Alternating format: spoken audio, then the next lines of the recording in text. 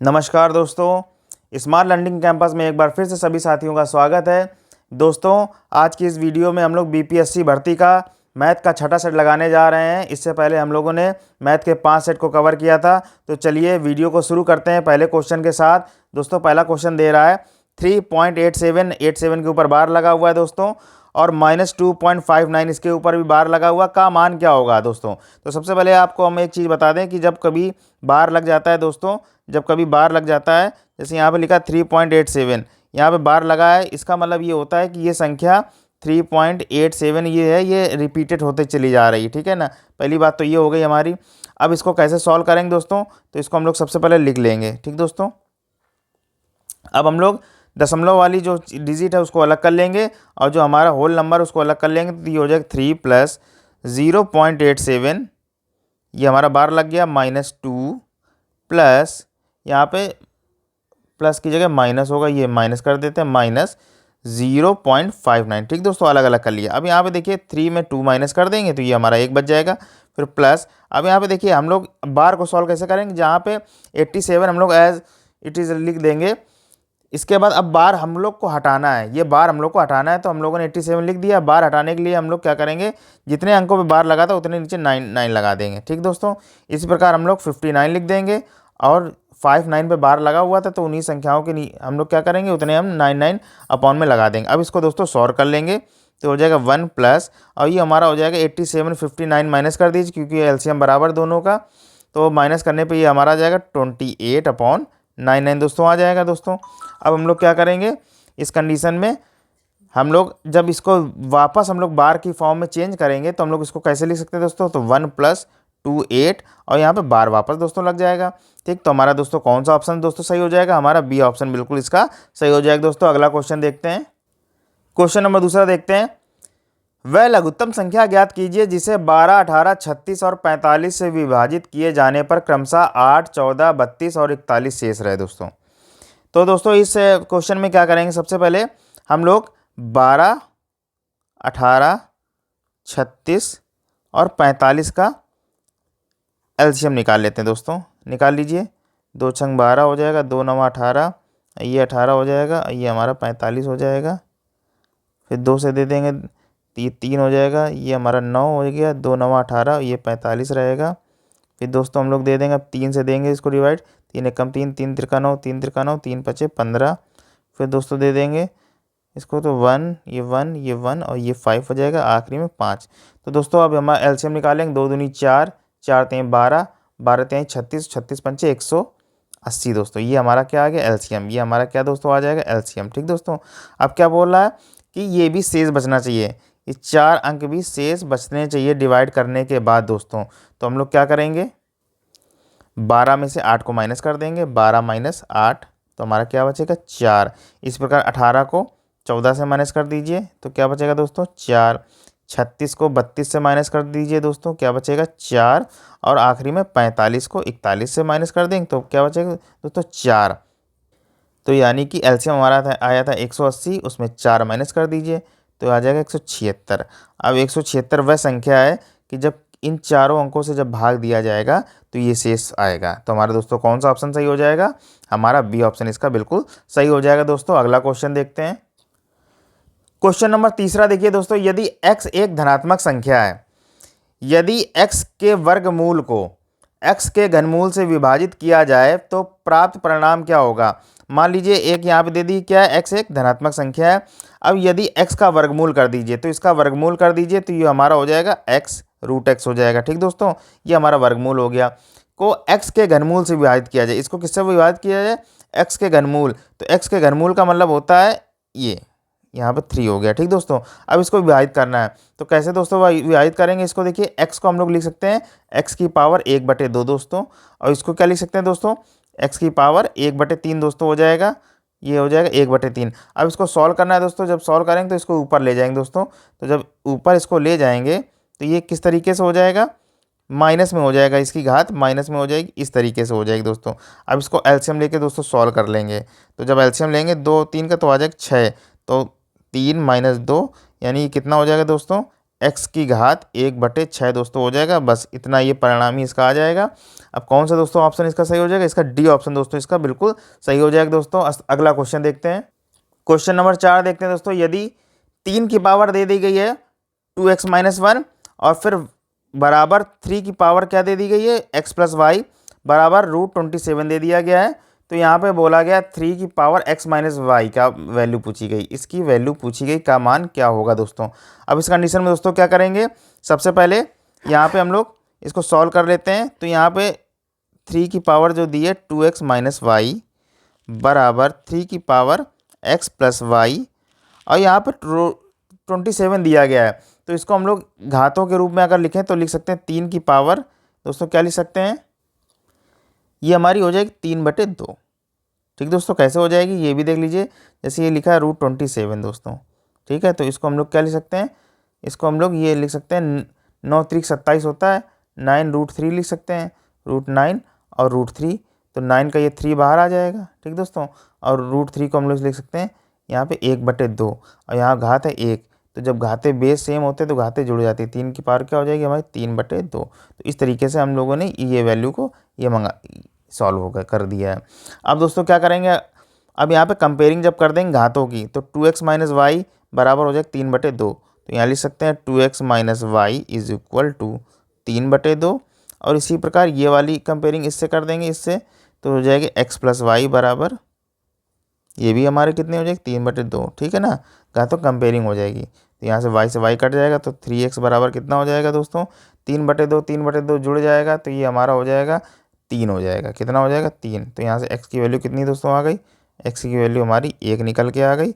और x+y हमारा कितना था, x+y हमारा था 3/2, ये देखिए x+y हमारा कितना था 3/2 था, तो y हमारा कितना निकल के आ जाएगा, y हमारा निकल के आएगा 1/2 निकल के आ जाएगा दोस्तों। ठीक है, ये x और y की वैल्यू निकल गई। अब सीधे इस वैल्यू पे पुट कर देंगे, तो 3 की पावर यहाँ पे x कितनी 1 - 1/2, इसको दोस्तों सॉल्व कर देंगे तो हमारा हो जाएगा आधा बचेगा। इसको हम लोग कैसे लिख सकते हैं, √3 के फॉर्म में लिख सकते हैं। तो हमारा दोस्तों कौन सा ऑप्शन सही हो जाएगा, हमारा सी ऑप्शन बिल्कुल सही हो जाएगा दोस्तों। अगला क्वेश्चन देखते हैं। क्वेश्चन नंबर 5 देखिए, एक व्यक्ति अपनी आय का 75% खर्च करता है, उसकी आय 20% बढ़ जाती है, वह अपना खर्च 10% बढ़ा लेता है, तब उसकी बचत कितनी बढ़ेगी। दोस्तों इसको सिंपल वे से समझते हैं। मान लीजिए खर्च को लिख लेते हैं, ये हमारा हो गया खर्च, ठीक, ये खर्च है, और ये बचत लिख लेते हैं, खर्च प्लस बचत बराबर हम लोग उसकी कुल आय। ठीक दोस्तों, कुल आय, वह अपनी आय उसके पास 100 होगी, 75% यानी 75% खर्च करता है, तो बचत कितनी करता होगा 25 करता होगा। ठीक दोस्तों, यहाँ तक समझ में आ गया। अब बोला है वह अपना खर्च 10% बढ़ा लेता है, 10% क्या करता है बढ़ा लेता है, और उसकी जो आय है वो 20% बढ़ जाती है, तो 10% बढ़ा लेता है खर्च। तो जब 20% आय बढ़ेगी तो 100 थी, 100 से क्या हो गई 20%, तो 120 हो जाएगा, 100 का 20% 120 हो जाएगी। अब आय 120 हो गई और उसने 10% खर्च बढ़ा लिया, यानी 75 करता था, तो 75 का 10% कितना होगा बताइए दोस्त। तो 75 का सीधी सी बात है 10% 7.5 हो जाएगा, तो 75 और 7.5 कितना हो जाएगा 82.5 हो जाएगा दोस्तों। ठीक है ना, इतनी बात क्लियर हो गई। ठीक है, 75 में 10% ऐड कर दिया तो हो गया। तब बोल रहा है उसकी बचत कितनी बढ़ेगी, उसकी बचत कितनी बढ़ेगी दोस्तों, ये क्वेश्चन मार्क है। अब दोस्तों इसमें क्या करेंगे, तो दोस्तों देखिए, तो बचत अब उसकी कितनी हो रही है दोस्तों, बचत उसकी हो रही है 120 आय है और खर्च कितना कर रहा है 82.5 रुपये, तो बचत वो अब कितनी कर रहा है, बचत वो कितनी कर रहा है माइनस कर दीजिए दोस्तों, कितनी आ जाएगी बताइए 37.5 की बचत कर रहा है कि नहीं कर रहा है, 37.5 की वो बचत अब यानी कर रहा है। और पहले बचत उसकी कितनी थी, पहले बचत थी 25 रुपये, अब कितनी कर रहा है 37.5 रुपये, तो उसकी कुल बचत में वृद्धि कितनी हुई, बचत में वृद्धि उसकी कितनी हुई, तो 37.5 - 25 कर दीजिए, तो बचत में वृद्धि कितनी हुई 12.5। ठीक है ना, अब हमारी प्रतिशत में निकालनी, प्रतिशत वृद्धि, तो प्रतिशत वृद्धि निकालने के लिए हमारी वृद्धि कितनी बढ़ गई है, कितने में बढ़ी है 25 में बढ़ी है इंटू 100, इसको सॉल्व कर देंगे हमारा आंसर आ जाएगा 12.5 एकम 12.5 दूनी 25 हो जाएगा और 2 से काट देंगे तो ये हो जाएगा 50%। दोस्तों हमारा कौन सा ऑप्शन सही हो जाएगा बताइए दोस्तों। तो हमारा ए ऑप्शन बिल्कुल सही हो जाएगा, इसका 50% आ जाएगा। अगला क्वेश्चन दोस्तों देखते हैं। क्वेश्चन नंबर 6 देखिए, एक विक्रेता ने एक साइकिल 10% के लाभ पर बेची। यदि यह साइकिल 10% कम कीमत पर खरीदता और उसे ₹60 अधिक पर बेचता तो उसे 25% का लाभ होता। तो साइकिल का लागत मूल्य दोस्तों पूछा है। कैसे लागत मूल्य निकालेंगे दोस्तों। सबसे पहले देखिए, एक विक्रेता ने एक साइकिल 10% के लाभ पर बेची। तो 10% के लाभ पर बेची, मान लीजिए कोई उसका कॉस्ट प्राइस होगा 100% होगा, ठीक है ना। किसी का कॉस्ट क्या होगा 100% और बेच कितने में रहा है 10% लाभ पर। तो उसका सेल कितने में किया होगा 10%, यानी 100 की तो थी और 10% में और बेच रहा है, यानी टोटल 110% हो गया। ठीक, इतना समझ में आ गया दोस्तों। फिर दोस्तों क्या बोल रहा है, दूसरी कंडीशन क्या लगा रहा है कि यदि यह साइकिल जो था 10% कम कीमत पर खरीदता। 10% कम कीमत का मतलब है कि सीपी जो है वो क्या होती है उसकी 10% कम, यानी कि 90% जब होती, ठीक है ना। ये अभी 100 थी, फिर क्या होती 90%, और उसे 60 रुपये अधिक पर बेच देता, उसको 60 रुपये अधिक पर बेच देता तो उसे 25% का लाभ और होता। अगर 60 पर अधिक बेच देता तो 25% का लाभ होता। कितना होता, जब 60 अधिक पर बेचता, 60 जब अधिक पर बेचता तो प्रॉफिट कितने का होता 25% का। किस पर, सीपी पर, इस पर होता, ठीक है ना। तो तब देख लेते कि सेलिंग प्राइस क्या निकलता। तो यहाँ पे 90 की तो कॉस्ट प्राइस थी, प्रॉफिट कितने का होता उसको 25% का। तो 90 का 25% निकाल लीजिए, 90 गुणे 25/100। यहाँ इसको दोस्तों सॉल्व करेंगे तो इसको दोस्तों काट देंगे, 0 0 कट जाएगा, कितना हो जाएगा 25 नवा 225 हो जाएगा दोस्तों। पॉइंट लगाएंगे 22.5, यानी कि 112.5%, ठीक है ना। तो SP ये हो जाएगा हमारा SP2, ठीक है ना। ये हमारा SP2 निकल आ जाएगा। तब 60 रुपये अधिक पर बेचता, क्या आता 60 रुपये अधिक। तो दोस्तों इन दोनों का अंतर जो आएगा, यानी 110, 112.5 माइनस 110, वो कितना 60 अधिक पर बेचता। तब ये कंडीशन बोल रहा है, ठीक दोस्तों। अब यहाँ पे हमारा कितना बचेगा 2.5%, यानी किसके बराबर हो गया 60 के। 2.5% किसके बराबर दोस्तों हो गया 60 के बराबर हो गया। तो हमारा 5% किसके बराबर हो जाएगा, 5% बराबर हो जाएगा हमारा 120। 5% हमारा 120 हो जाएगा। अब हमसे 100% पूछा था, कॉस्ट प्राइस पूछी है ना 100%। तो 5% 120 हो गया और 20 पंचे 100 हो जाएगा। 20 का मल्टीप्लाई इधर कर दीजिए और 20 का मल्टीप्लाई इधर कर दीजिए। तो हमारा ये कॉस्ट प्राइस कितनी हो जाएगी दोस्तों, ये हमारी हो गई 100% कितना कॉस्ट आ जाएगी। तो ये हो जाएगा 12 दूनी 2400 रुपये दोस्तों। कितनी आ जाएगी, यानी कॉस्ट प्राइस कितनी आ गई 2400 रुपये दोस्तों। और कौन सा ऑप्शन दोस्तों सही हो जाएगा इसका, डी ऑप्शन इसका दोस्तों बिल्कुल सही हो जाएगा दोस्तों। अगला क्वेश्चन देखते हैं दोस्तों। क्वेश्चन नंबर 7 देखिए, यदि m संख्याओं का औसत n² हो और n संख्याओं का औसत m² हो तो m + n संख्याओं का औसत कितना होगा। तो दोस्तों इसको कैसे सॉल्व करेंगे। तो m संख्याओं का औसत दिया है, क्या दिया है औसत। तो हम लोग सबसे पहले m संख्याओं का योग निकाल लेंगे। क्या निकाल लेंगे दोस्तों, m संख्याओं का योग। योग निकाल लीजिए दोस्तों। कि क्या करेंगे तो m का मल्टीप्लाई n से कर देंगे तो योग निकल आएगा। तो m n² दोस्तों, ठीक है। इसी प्रकार फिर क्या दिया है, n संख्याओं का औसत दिया गया है m²। तो इसका भी हम लोग योग निकाल देंगे मल्टीप्लाई करके, n संख्याओं का योग निकाल लेंगे। ये कितना दोस्तों आ जाएगा, इसका आ जाएगा n m², ठीक दोस्तों। अब बोल रहा है m + n संख्याओं का औसत पूछा गया है। तो m + n संख्याओं का औसत निकालने के लिए m + n संख्याओं का योग पहले निकाल लीजिए। m + n संख्याओं का योग। योग दोस्तों कैसे निकलेगा, दोनों को जोड़ दीजिए। दोनों को जोड़ देंगे m n² + n m², ये योग आ गया।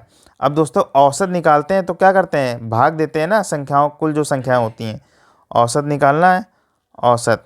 औसत निकालने के लिए इस संख्या को भाग दे देंगे टोटल में से। तो m n² + n m² upon m + n, ये हमारा औसत निकलेगा। ऊपर दोस्तों देखिए कुछ कॉमन आ रहा है, mn कॉमन आ रहा है दोस्तों, कॉमन ले लीजिए, अंदर बचेगा n प्लस m और नीचे क्या बचेगा m प्लस n दोस्तों। ये देखिए दोनों चीज़ें दोस्तों एक जैसी हैं, ठीक है ना, तो इसको हम लोग काट सकते हैं।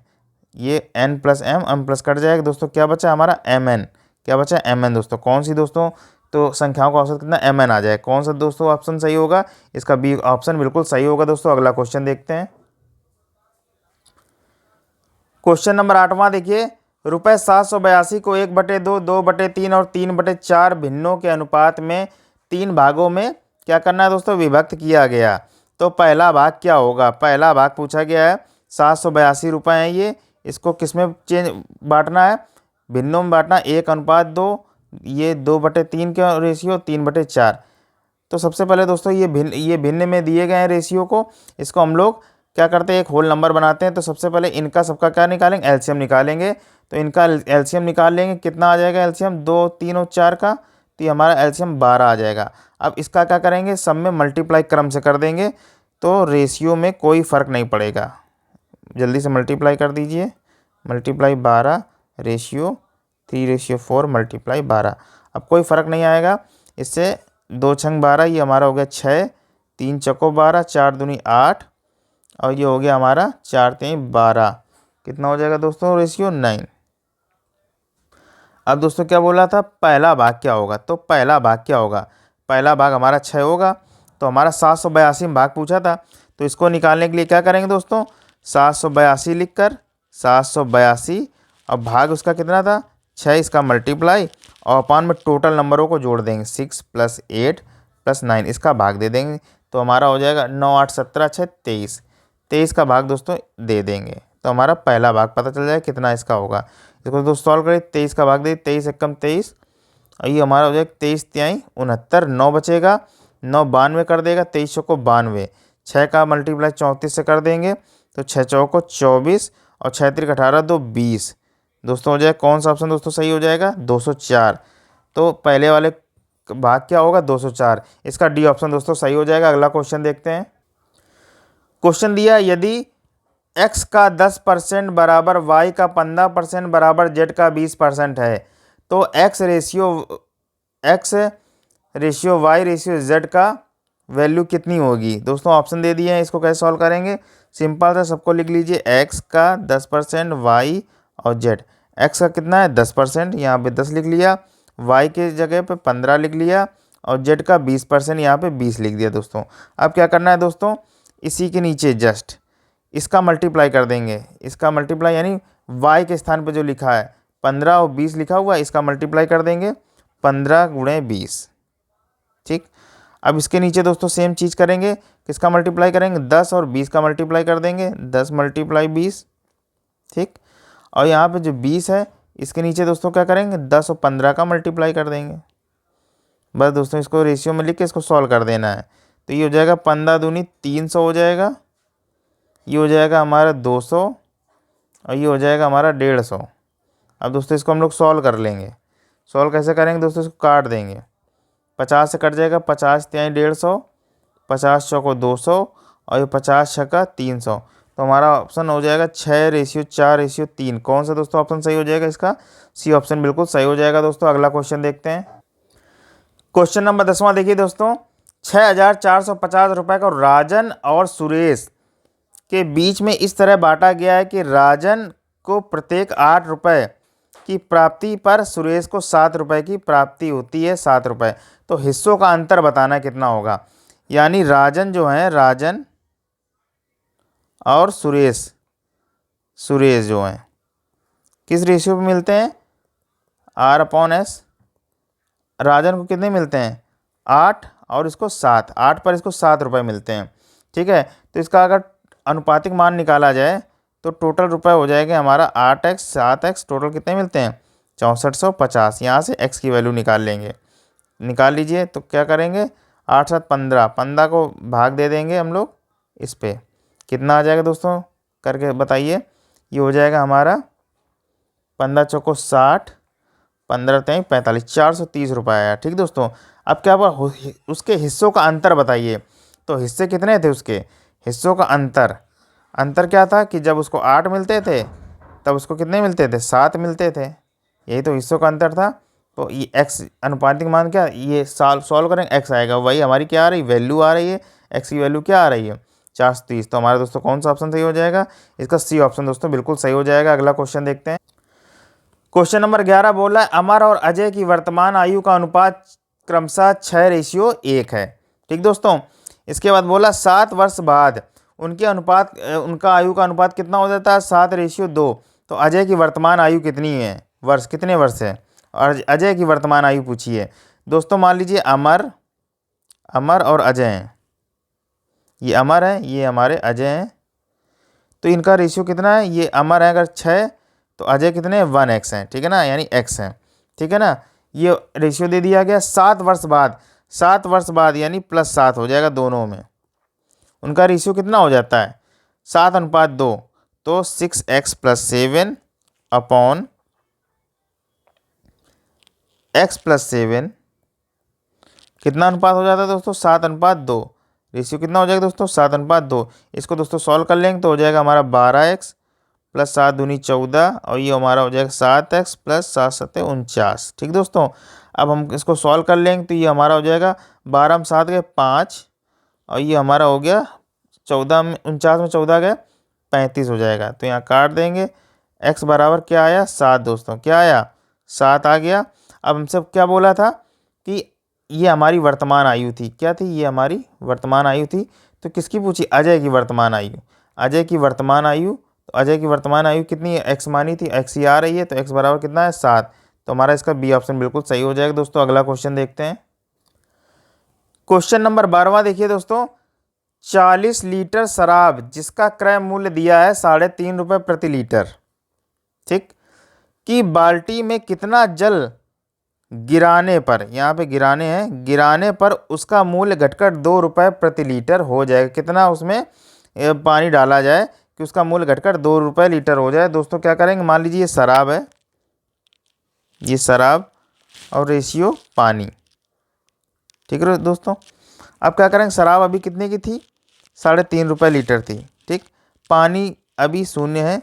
फिर क्या किया गया, यहाँ पे क्या किया गया 2 रुपये प्रति लीटर क्या करना है, इसमें मिलाना है। तो मिला देते हैं इसको, तो तिर्यक इसको मिलाते हैं, तो ये हमारा क्या हो जाएगा, इसको सॉल्व करेंगे हम लोग तिर्यक तरीके से इसको। तो यहाँ पे हमारा क्या आ जाएगा, माइनस कर दीजिए 3.5 - 2 बराबर हमारा क्या आ जाएगा 1.5, और यहाँ पे माइनस करेंगे 2 - 0 से, तो हमारा कितना आ जाएगा 2। तो शराब हमारी आई 2 के अनुपात में, और पानी हमारा कितना आया, ये 1.5 के अनुपात में आया। तो ये हमारा शराब कितनी थी 40, शराब कितनी थी 40 लीटर। तो 2 के रेशियो से देखा जाए तो 40 है, 2 के रेशियो से देखा जाए 40 है। तो इसी प्रकार अगर 2 के रेशियो से देखोगे 40 है, तो 1.5 के रेशियो से अगर देखा जाएगा तो यहाँ पे कितना हो जाएगा 30 हो जाएगा। क्या हो जाएगा, 1.5 के रेशियो से देखा जाए तो 30 लीटर बनेगा, 1.5 का 30 बनेगा, और ये 2 का 40 बनेगा। तो पानी कितना मिला जाएगा दोस्तों 30 लीटर। इसका डी ऑप्शन दोस्तों बिल्कुल सही हो जाएगा दोस्तों। अगला क्वेश्चन देखते हैं। क्वेश्चन नंबर 13 देखिए, ए बी और सी एक कार्य को 6 दिनों में पूरा कर सकते हैं। यदि ए बी से दोगुना, यानी ए बी से दुगना, ये हो गया हमारा 2 गुना, और क्या है 2 गुना तेजी से, और सी से तिगुना यानी कि 3 गुना तेजी से कार्य कर सकता है, तो सी अकेले उस कार्य को कितने दिनों में पूरा कर सकता है दोस्तों, ये दे दिया गया। तो सबसे पहले इसको हम लोग निकाल लेंगे, ए अनुपातिक अगर हम लोग निकाल लें बी, तो कितना आ जाएगा दोस्तों, ये हमारा आ जाएगा 2:1, और हम लोग ए अनुपात सी निकाल लें तो कितना आ जाएगा 3/1। यहाँ से देखिए इसको हम लोग बी अनुपात ए के रेशियो में निकाल लेंगे, ठीक है ना, उल्टा कर देंगे तो ये हो जाएगा। अब दोस्तों हम इसको ऐसा क्यों किया है वो भी बताएंगे। इसको हम लोग इस रेशियो में लिखिए बी अनुपात ए अनुपात सी, ठीक है ना। तो बी अनुपात ए का रेशियो कितना है 1:2, ठीक, और यहाँ पे ए और सी का अनुपात कितना है 3:1। तो ए की जगह 3 रखो और सी की जगह 1 रखिए दोस्तों। अब 2 के सामने हम लोग 2 रख देंगे, 3 के सामने हम लोग 3 रख देंगे। तो दोस्तों इसको मल्टीप्लाई कर देंगे, 3 एकम 3, 2 तिहाई 6, और ये हमारा कितना हो जाएगा 2 एकम 2। दोस्तों ये हमारा रेशियो निकालने के लिए हम लोगों ने इस तरीके से इसको रखा, तो हमारा ए और बी और सी का रेशियो निकला है। ठीक दोस्तों, ये हमारे रेशियो निकला है दोस्तों। अब दोस्तों इसको कैसे करेंगे, ये हमारा रेशियो निकल आया है। ठीक दोस्तों, अब इसको कैसे सॉल्व करेंगे। अब इसमें दोस्तों देखिए क्या करना है कि यहाँ पे ए बी सी, यहाँ पे जो है ए बी सी 6 दिनों में पूरा कर सकते हैं कुल कार्य। ठीक है ना, और ए बी सी देखिए इसका रेशियो, अनुपातिक रेशियो कितना आ रहा है, इनको जोड़ देंगे 6 3 9 2 11, 11 आ रहा है। ये रेशियो हमारा कितना आ रहा है दोस्तों 11। तो हम लोग 6 दिन में ये लोग कर लेते हैं, 6 दिन में ये क्या करते हैं, 6 दिन में काम कर सकते हैं। तो कुल कार्य हमारा कितना निकल आएगा दोस्तों, कुल कार्य यानी यहाँ पे 11x मल्टीप्लाई 6 यानी 66x, ये हमारा कुल कार्य था। ठीक है दोस्तों, कुल कार्य। अब किससे पूछा है, सी अकेले उस कार्य को कितने दिनों में पूरा करेगा। सी का रेशियो दोस्तों क्या था 2, सी का रेशियो क्या था 2। तो हम लोग कुल कार्य कितना करेगा, तो सी के 1 दिन का कार्य कितना था, सी के 1 दिन का ये था 2x, कितना था 2x। तो कितने दिन में कर पाएगा दोस्तों, भाई 2x करता है 1 दिन में, तो 66x कितने दिन में कर पाएगा दोस्तों, 66x माइनस 2x डिवाइड कर देंगे, यानी 33 दिन में दोस्तों वो कर पाएगा। कितने दिन में कर पाएगा, 33 दिन में। तो इसका दोस्तों कौन सा ऑप्शन सही हो जाएगा, इसका डी ऑप्शन इसका बिल्कुल सही हो जाएगा दोस्तों। अगला क्वेश्चन देखते हैं, क्वेश्चन नंबर 14 देखिए दोस्तों, यही दो नलियाँ एक साथ चालू हों तो एक टंकी 12 घंटों में भर जाती है। उनमें एक नली उस टंकी को दूसरी की अपेक्षा 10 घंटे अधिक की गति से भर देती। तदनुसार वह तेज गति वाली नली अकेला उस टंकी को कितने घंटों में भर देगी। दोस्तों बताइए। दोस्तों ये क्वेश्चन आपको SW में हम देते हैं, क्योंकि ये क्वेश्चन हमने इस तरीके के काफ़ी सारे क्वेश्चन बताए हैं। आपको ये क्वेश्चन हम SW में देते हैं, इसके कमेंट में आप हमको इसका आंसर बताएं कितना होगा। दोस्तों ये क्वेश्चन हमेशा हम आपको देते हैं। अगला क्वेश्चन हम आपको बताएंगे, क्वेश्चन है ए जो है 4 किलोमीटर प्रति घंटे की चाल से पैदल चलता है। उसके 4 घंटे बाद 20 साइकिल द्वारा 10 किलोमीटर प्रति घंटे की चाल से उसके पीछे चलता है। प्रारंभिक स्थान से कितनी दूरी पर वो आपस में मिल लेंगे, पकड़ लेगा उसको। दोस्तों मान लीजिए ये है, ये डिस्टेंस है, मान लीजिए ए जो है यहाँ पे है, ठीक है ना। 4 किलोमीटर इसकी स्पीड क्या है, 4 किलोमीटर प्रति घंटा है। उसके 4 घंटे बाद, तो 4 घंटे बाद ये कितना चल लेगा, ये चल लेगा 16 किलोमीटर। ठीक है दोस्तों, 1 घंटे में अगर 4 किलोमीटर जा रहा है, 4 घंटे बाद 16 किलोमीटर ए चल लेगा।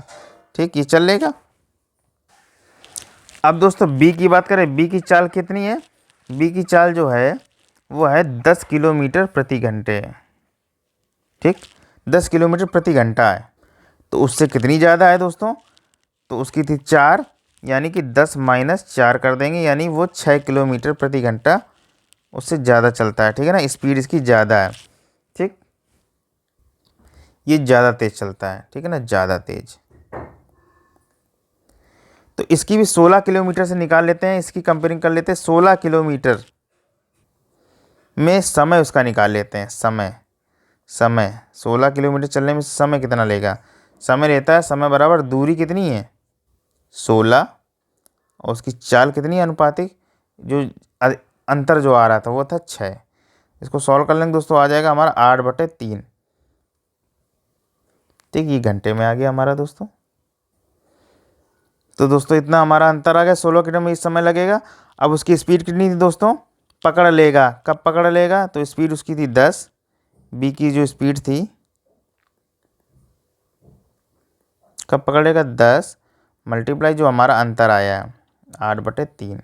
इसको दोस्तों हम लोग सॉल्व कर देंगे, तो हमारा हो जाएगा, इसको सॉल्व करेंगे हो जाएगा हमारा 80 का भाग दे देंगे 3 से, तो हमारा हो जाएगा 3 दूनी 6, और ये हो जाएगा हमारा, ये हो जाएगा 20, 3 छंग 18, और फिर 3 छंग ये इसके समथिंग आ जाएगा 26.7 हो जाएगा। तो हमारा दोस्तों कौन सा ऑप्शन, डी ऑप्शन इसका बिल्कुल सही हो जाएगा। 26.7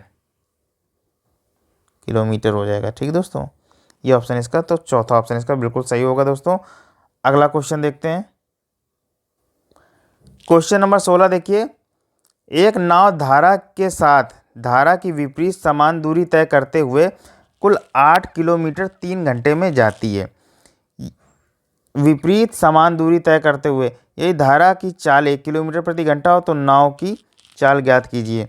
मान लीजिए ये धारा की चाल है, एक नाव है यहाँ पे, एक ये नाव है। ठीक है दोस्तों, ये नाव है, धारा के साथ धारा की दिशा भी ये है और नाव की भी दिशा ये है। ठीक है, समान दूरी तय करती है और फिर ये नाव जो है, ये नाव इधर से वापस इधर को आती है, ये नाव इधर को वापस आती है धारा की विपरीत दिशा में। तो कितना टोटल डिस्टेंस कवर करती है, यानी कि 8 किलोमीटर आने और जाने में। तो कहने का मतलब ये है कि ये टोटल ये डिस्टेंस 4 है, 4 किलोमीटर का डिस्टेंस, 4 आना 4 जाना, और 3 घंटे में लग जाते हैं। कितने लग जाते हैं? तो आने और जाने में, यानी आने में लगा T1 समय, जाने में लगा T2 समय, तो टोटल कितना हो जाता है? T बराबर T1 प्लस T2। ठीक दोस्तों, और यहाँ पर टोटल समय जो हमारा दिया है ये T है, सॉरी T1 नहीं है, T है। ये हमारा क्या है? T बराबर कितना समय लगता है? T1 प्लस T2, जो कि दे दिया गया हमारा 3 घंटे। ठीक दोस्तों, ये 3 घंटे दे दिया गया है। अब बोला नाव की चाल ज्ञात करनी। किसकी चाल दोस्तों? नाव की। कैसे ज्ञात करेंगे दोस्तों, इसको देख लीजिए। तो यहाँ पे जब चाल की बात की जाए, मान लीजिए चाल की बात, तो यहाँ पे जो धारा की चाल है वो 1 किलोमीटर प्रति घंटा है। कितनी है? 1 किलोमीटर प्रति घंटा। इसकी भी कुछ चाल होगी, तो मान लीजिए जब यहाँ पे जाएगी तो x+1 हो जाएगी, और इधर क्या होगी? विपरीत दिशा में आएगी, x-1 हो जाएगी। इतने दोस्तों बात पता है। अब यहाँ पे क्या करना है, आपको चारों ऑप्शन ये उठा के इसको देखना है कि कौन इस समीकरण को संतुष्ट कर रहा है। ठीक दोस्तों, कौन ये समीकरण को संतुष्ट करता है।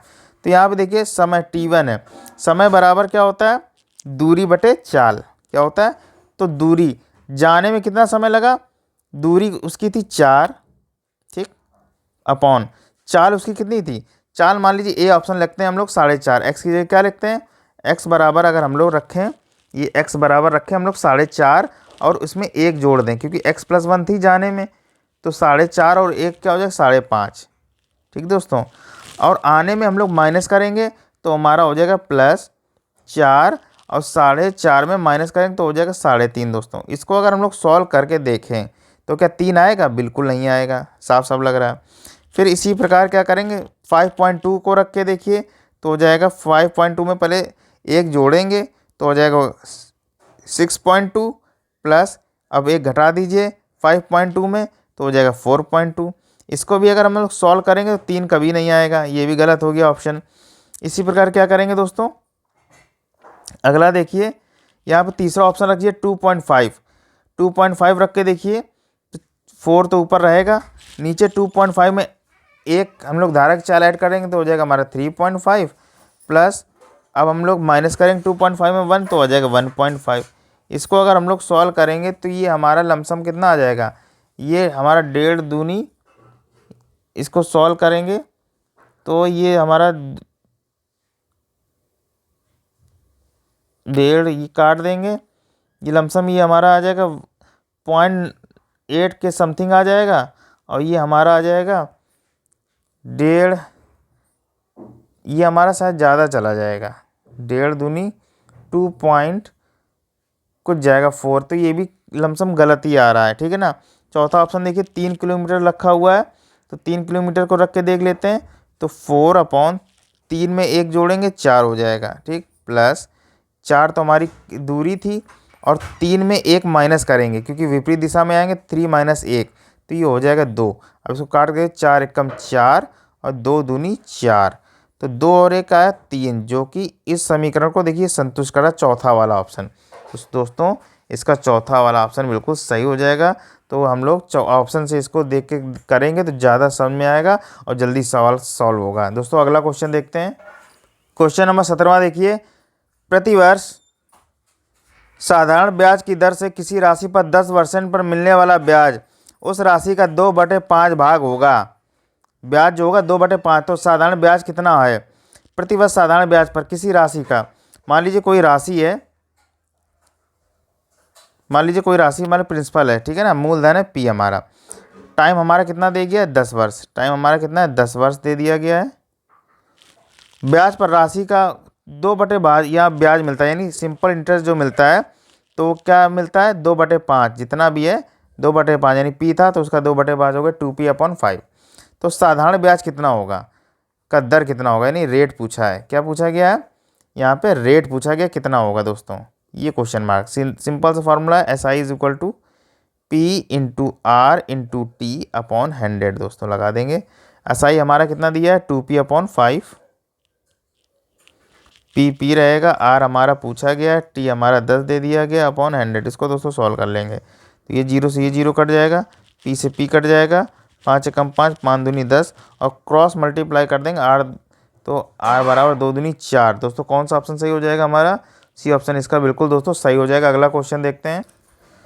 क्वेश्चन नंबर 18 देखिए, एक राशि है जिसका ब्याज वार्षिक रूप से जोड़ा जाता है 10% प्रति वर्ष चक्रवृद्धि ब्याज पर, वो 2 वर्षों में कितना हो जाता है 12,100 हो जाएगी। तो वह राशि पूछी गई है, राशि यानी प्रिंसिपल पूछा गया है, प्रिंसिपल, और अमाउंट दे दिया गया कितना हो गया 12,100 रुपये हो चुका है दोस्तों। इस अवस्था में दोस्तों क्या करना है, प्रिंसिपल निकालने के लिए टोटल हमारा जो अमाउंट था 12,100 रुपये था, ठीक दोस्तों। और क्या हुआ, प्रति 2 साल के लिए 10%, यानी 100 का 100 तो था, उसका कितना हो गया 10%, यानी जोड़ देंगे 110, और 2 साल के लिए था 2 बार इसको सॉल्व कर देंगे 110 2 बार, ठीक है। अब दोस्तों इसको सॉल्व कर लेंगे तो ये हमारा 2 जीरो से ये देखिए 2 जीरो कट जाएंगे, ठीक। और 11 ग्राम 121 हो जाएगा, एक बार चला जाएगा तो हमारा दोस्तों कितना आ जाएगा, ये हमारा आ जाएगा 4 जीरो लग जाएंगे इसमें 10,000 दोस्तों। तो हमारा प्रिंसिपल क्या आ जाएगा 10,000 दोस्तों। कौन सा ऑप्शन सही हो जाएगा इसका, डी ऑप्शन दोस्तों इसका बिल्कुल सही हो जाएगा। अगला क्वेश्चन देखते हैं। क्वेश्चन नंबर 19, एक आयताकार कारपेट का क्षेत्रफल है 120 मीटर स्क्वायर और परिमाप है 46 मीटर है। तो क्या बोला गया, उसका विकर्ण की लंबाई, मान लीजिए कोई आयताकार कारपेट है इस प्रकार से, ठीक, और उसका क्षेत्रफल कितना है 120 है, क्या है 120 मीटर स्क्वायर है, ठीक। उसके परिमाप, ये जो ये होता है, ये चीज़ होती है, ये बाहर की, ये जो होता है परिमाप जो है वो है 46। परिमाप कितना दोस्तों दे दिया गया है, वो है हमारा 46 मीटर। तो बोला है उसके विकर्ण की लंबाई कितनी होगी, विकर्ण यानी कि ये चीज़ जो होती है, ठीक है ना, ये कितना होगा। इसको दोस्तों कैसे करेंगे सॉल्व, तो अब इसमें हम लोग सबसे पहले क्या करेंगे, लेंथ और ब्रेथ अगर हमको पता चल जाए, यानी ये लेंथ और ये हमारी ब्रेथ पता चल जाए, तो हम लोग यहाँ पे कौन सा पाइथागोरस थ्योरम लगा के इसका विकर्ण हम लोग ज्ञात कर सकते हैं। सबसे पहले क्या करेंगे, तो यहाँ पे L × B दिया है, लंबाई गुणे चौड़ाई हमारा कितना दिया है 120, बात समझिएगा दोस्तों। और यहाँ परिमाप जो दिया गया, परिमाप क्या होता है, आयत का परिमाप लंबाई 2 लंबाई प्लस चौड़ाई, ठीक है ना। तो ये हमारा दिया 46, यहाँ से 2 से अगर काट दें तो ये हमारा L + B कितना आ गया दोस्तों, ये हमारा हो गया 23 हो गया दोस्तों। अब एक चीज़ बात आपको याद रखनी है कि आपको L और B को, ये जो 23 को इस तरीके से 2 अंकों में तोड़ना है कि मल्टीप्लाई करने में 120 आए और जोड़ने में 23 आए। इस प्रकार से इसको अलग अलग 2 भागों में तोड़ना है L और B को। दोस्तों तोड़िए, तो दोस्तों अगर इसको तोड़ा जाए, सही से देखा जाए, तो अगर L बराबर अगर हम लोग 15 बोले और B को हम लोग अगर 8 माने, तो 15 8 हमारा दोस्तों कितना हो जाएगा 23 हो जाएगा। और इसका गुणा जब करेंगे तो 15 8 120 आ जाएगा दोस्तों, ठीक है ना। तो इस प्रकार से हम लोग डायरेक्ट लंबाई और चौड़ाई निकाल सकते हैं दोस्तों, ठीक। ये हमारी लंबाई चौड़ाई हम लोग निकाल सकते हैं इस तरीके से, तो ये निकल आई। अब हम लोग क्या करेंगे, हमें विकर्ण निकालना था, तो यहाँ पे हमारी ब्रेथ कितनी आई 15, यहाँ पे हमारा ये आ गया 15 और ये हमारा निकल के आ गया 8। अब यहाँ पे हम लोग क्या निकाल देंगे, पाइथागोरस थ्योरम क्या होता है, विकर्ण बराबर। तो विकर्ण बराबर क्या होता है दोस्तों, विकर्ण का स्क्वायर बराबर क्या होता है, लंबाई का स्क्वायर, यानी 15 का स्क्वायर प्लस 8 का स्क्वायर दोस्तों कर देंगे। इसको दोस्तों सॉल्व करेंगे, 15 का स्क्वायर कितना होता है 225 और 8 का स्क्वायर दोस्तों कितना होता है 64। तो इसको सॉल्व करेंगे, हो जाएगा हमारा 289 दोस्तों। अब इसका हम लोग रूट जब निकालेंगे, रूट निकालेंगे 289 का अंडर रूट, विकर्ण निकालना, चूँकि विकर्ण निकालने के लिए हम लोग जब रूट इसका निकालेंगे तो 289 का अंडर रूट कितना निकलेगा 17 मीटर। तो हमारा दोस्तों ऑप्शन कौन सा सही हो जाएगा, इसका डी ऑप्शन दोस्तों सही हो जाएगा, 17 मीटर आ जाएगा दोस्तों आज की इस वीडियो में हम लोगों ने 19 क्वेश्चंस को कवर किया है और एक क्वेश्चन आपको होमवर्क में दिया है दोस्तों। आपको वीडियो कैसी लगी हो, जो भी आपको इस सेशन में किसी भी प्रकार से कोई भी प्रश्न अगर पूछना हो तो आप हमारे चैनल में आप इसी वीडियो पे कमेंट कर सकते हैं दोस्तों। और अगर वीडियो अच्छी लगे तो आप शेयर सब्सक्राइब ज़रूर करें, लाइक भी करें। तो दोस्तों चलिए मिलते हैं अगले वीडियो में, तब तक के लिए धन्यवाद।